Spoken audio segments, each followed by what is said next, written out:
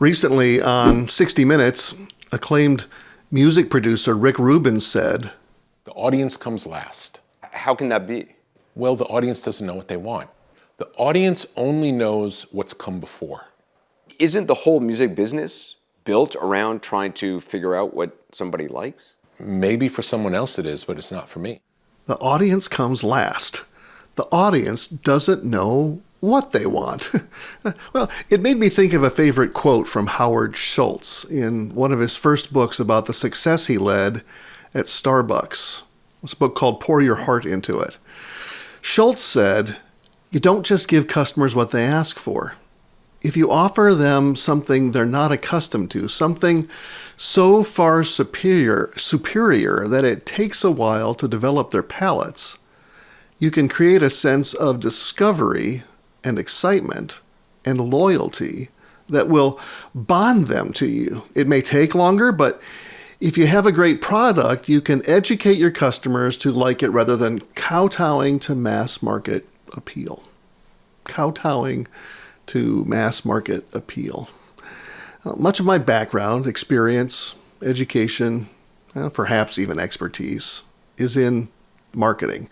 And more specifically, I've often been about the work of marketing church and church-related organizations.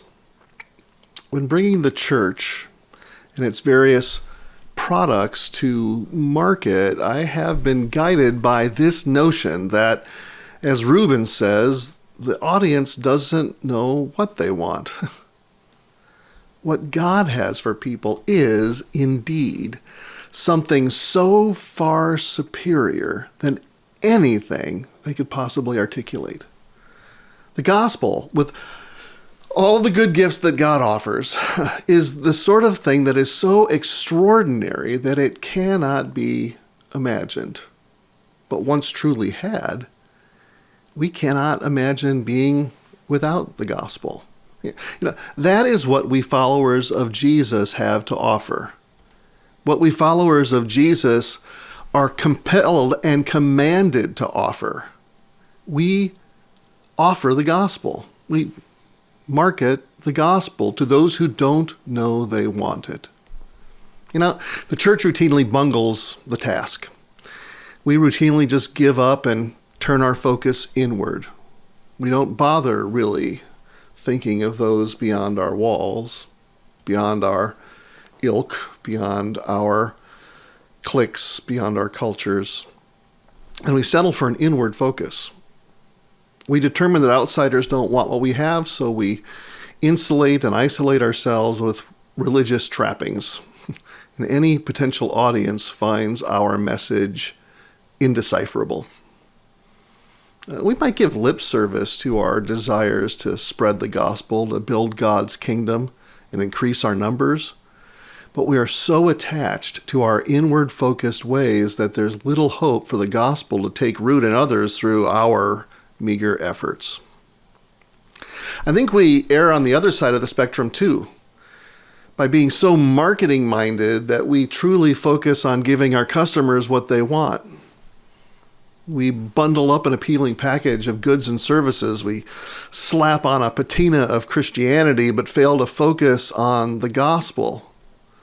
We may draw a crowd of the pleased and unoffended. We may build a brand and balance our budgets, but ultimately we fail because our market-minded efforts only result in building our little fiefdoms rather than God's kingdom.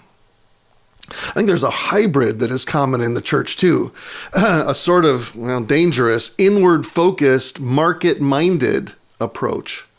An inward-focused, market-minded approach. It's market-minded as it is purposefully appealing, but only appeals to a popular stream in Christianity, perhaps an excess or even error in some cases.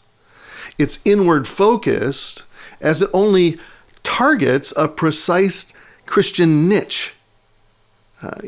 In the years past, maybe that niche could be something like prosperity. These days, it could be something like Christian nationalism on the right or like unattached social justice on the left. Again, we might likely draw crowds and balance budgets serving the niche, but such an approach has little impact on unbelievers. It's just a crowd of the already blessed. Few are converted.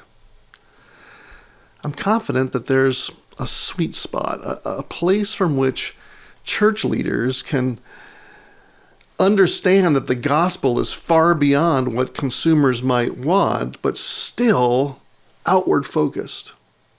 It takes skilled, Spirit-empowered leaders who can manage the tension between the transcendent gospel and the unknowing masses. Leadership is more than just asking people what they want and giving it to them.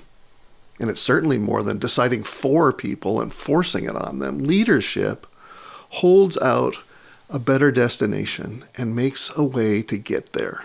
And the gospel is, of course, that very best destination. And the church, its members, and leaders, well, we must do better to make way for people to get there.